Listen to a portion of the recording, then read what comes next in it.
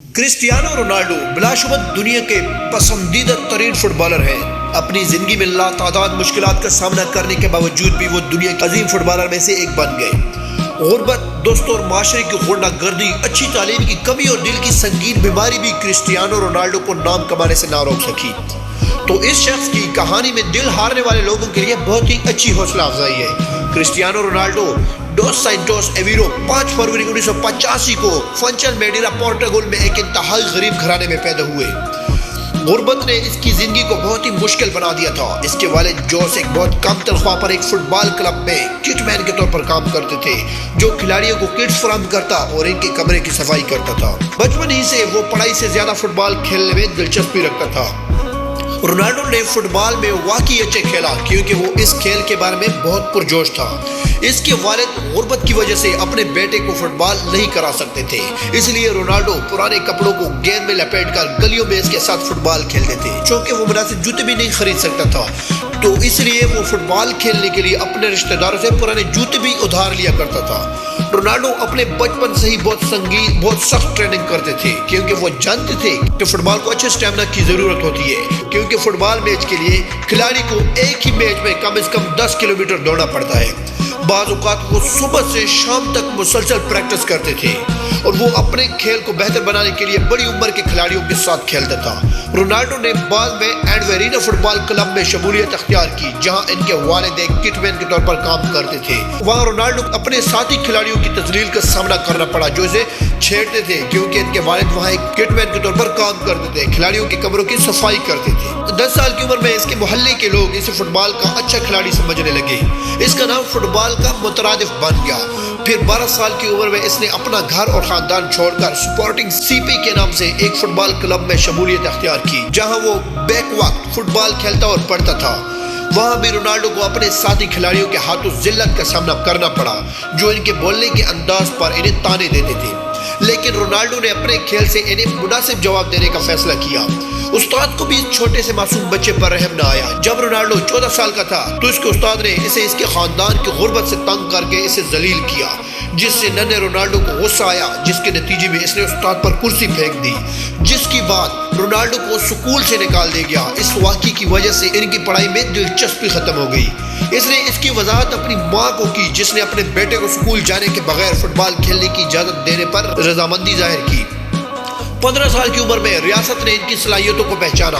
Ronaldo نے اپنے شوق کی خاطر جان بھی خطرے میں ڈالی۔ بدقسمتی سے چھوٹی عمر میں رونالڈو کو ٹیکیکارڈیا کے نام سے دل کی بہت ہی سنگین بیماری پیدا ہو گئی، جس میں دل کی دھڑکن غیر معمولی طور پر بڑھ جاتی ہے، اور ڈاکٹر نے اسے مشورہ دیا کہ اسے فٹ بال کھیلنا چھوڑ دینا چاہیے، کیونکہ اس کے لیے دوڑنے کی ضرورت ہوتی ہے، جو کہ ٹیکیکارڈیا کو بڑھاتا ہے۔ ڈاکٹروں نے اسے خبردار کیا کہ اگر وہ فٹ بال کھیلتا رہا تو اسے موت کا سامنا کرنا پڑ سکتا ہے۔ سب کا خیال تھا کہ رونالڈو کا فٹ بال کیریئر ختم ہو گیا۔ خوش قسمتی سے ڈاکٹر نے اسے دوسرا آپشن بھی بتایا، جو کہ دل کی سرجری تھا، لیکن دوسرے آپشن میں ایک سنگین کیچ تھا کہ اگر آپریشن ناکام ہو گیا تو وہ مر سکتا ہے، اور اگر آپریشن کامیاب ہو گیا تو بھی اس کے فٹ بال کھیلنے کے بہت کم چانسز ہیں۔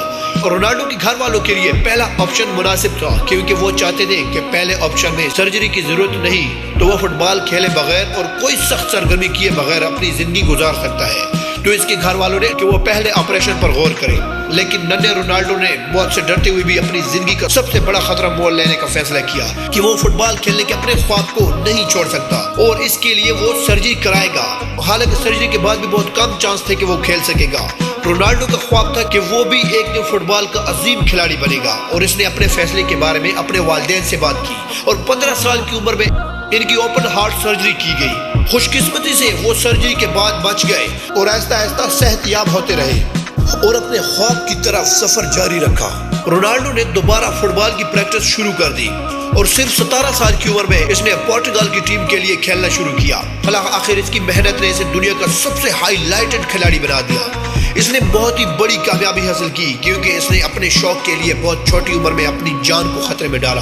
اب ان کا کل معاوضہ تقریباً $108 ملین ہے، اور 20 سال کی عمر میں اس نے اپنے والد کو کھو دیا۔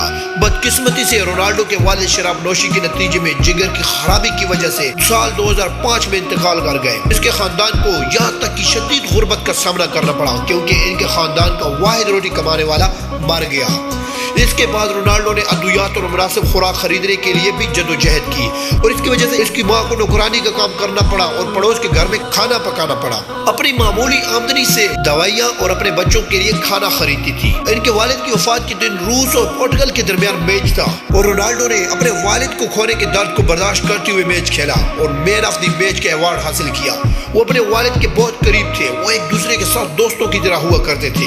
رونالڈو اب فٹ بال کے کھیل کا چہرہ بن چکا تھا۔ اپنے حیرت انگیز کھیل کے ساتھ اس نے پوری دنیا میں اربوں فینس فالوئنگ حاصل کی۔ وہ دنیا کے عظیم فٹ بالر کھلاڑیوں میں سے ایک ہے۔ فٹ بال میچ میں رونالڈو جس طرح سے گول کرتے ہیں اس کی کوئی بھی توقع نہیں کر سکتا۔ وہ فٹ بال کی اتنی مہارتیں رکھتا ہے کہ ان کے مخالفین یہ سمجھ نہیں سکتے کہ رونالڈو کو گول کرنے سے کیسے روکا جائے۔ سال 2003 میں مانچسٹر فٹ بال کے کلب کے کھلاڑیوں نے ایک میچ میں رونالڈو کی کارکردگی دیکھ کر اپنے مینیجر سے درخواست کی کہ وہ اپنی ٹیم میں اسے شامل کر لیں۔ لہٰذا مینیجر نے رونالڈو کو مانچسٹر یونائیٹڈ میں شامل ہونے کے لیے ایک بڑی رقم ادا کی۔ اس معاہدے نے رونالڈو کو بہت مشہور کیا اور وہ دنیا کے مہنگے ترین کھلاڑیوں میں سے ایک بن گئے۔ عام فٹ بال کھلاڑی اپنی غالب سائڈ باڈی کی اپنی واحد ٹانگ کا استعمال کریں گے، یعنی کہ اگر کھلاڑی دایاں ہے تو دائیں ٹانگ کو گول کرنے کے لیے استعمال کرے گا اور بایاں ہے تو بائیں کو۔ لیکن رونالڈو آسانی سے اپنی دونوں ٹانگوں کو گول کرنے کے لیے مؤثر طریقے سے استعمال کر سکتے ہیں۔ وہ فٹ بال کی تاریخ کے تیز ترین فٹ بال کھلاڑیوں میں سے ایک ہے۔